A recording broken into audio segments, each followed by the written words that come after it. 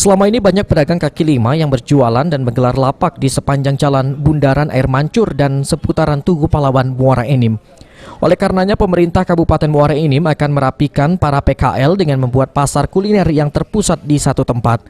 Pasar kuliner ini sebagai tempat warga untuk menikmati malam dan berwisata kuliner dan juga akan menjadi referensi bagi wisatawan lokal dan luar yang rencananya akan dipusatkan di Terminal Regional Muara Enim. Menurut PJ Bupati Muara Enim, mereka mengakomodir para pedagang kaki lima yang berjualan tidak pada tempatnya karena akan terlihat semeraut. Untuk itu pemerintah akan membuat pasar kuliner untuk memusatkan para pedagang.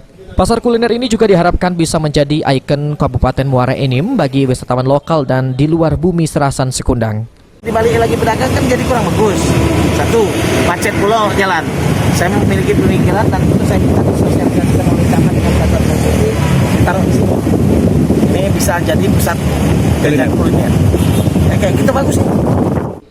Selain mengecek lokasi pasar kuliner, PJ Bupati Muara Enim juga melakukan sidak ke beberapa tempat proyek pembangunan di Kabupaten Muara Enim serta menanggapi keluhan masyarakat. Mardiansyah, PAL TV.